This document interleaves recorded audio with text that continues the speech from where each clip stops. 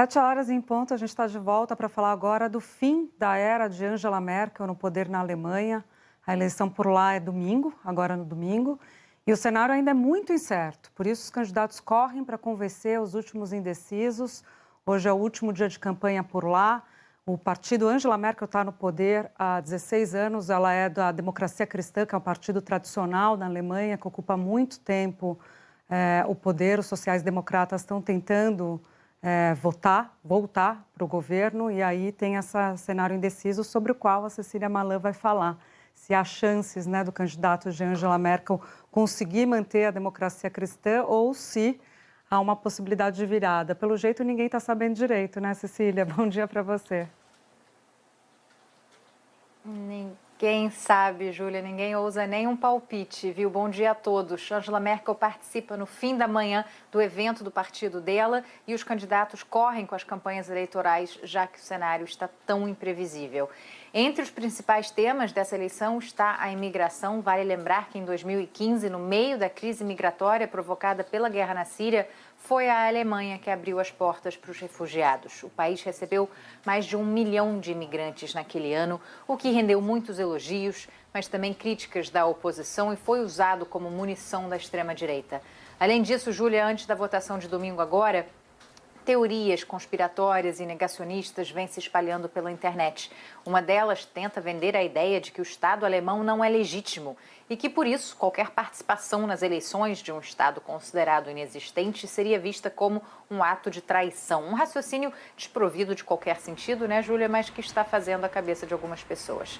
Na tentativa de atrair eleitores insatisfeitos nessa reta final, parte da extrema-direita alemã aumentou a retórica contra a vacinação e as medidas de restrição com informações falsas e enganosas tentam maquiar os avanços que o país teve no combate à pandemia. Nesse complexo cenário político, vamos conhecer um pouco mais dos principais candidatos dessa eleição na reportagem da Bianca Rotier.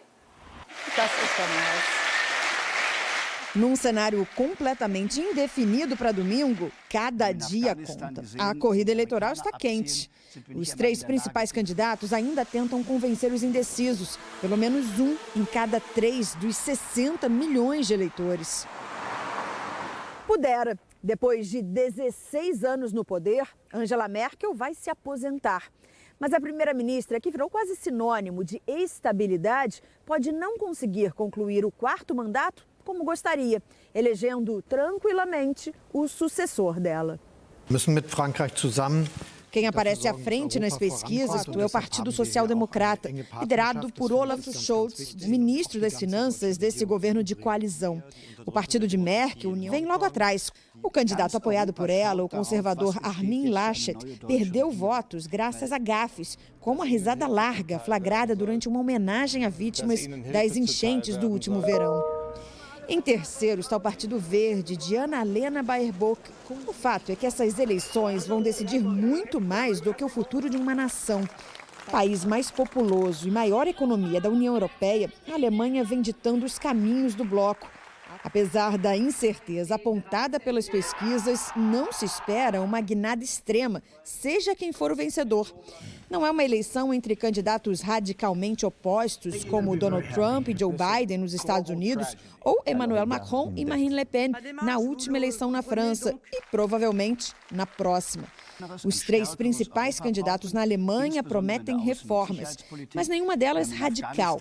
Tanto Scholz, de centro-esquerda, quanto Laschet, de centro-direita, como a Verde e Baerbock, são considerados moderados dentro dos seus partidos.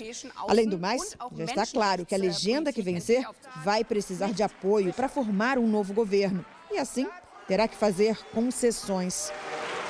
Por enquanto, a única certeza absoluta é a de que a era Merkel está chegando ao fim.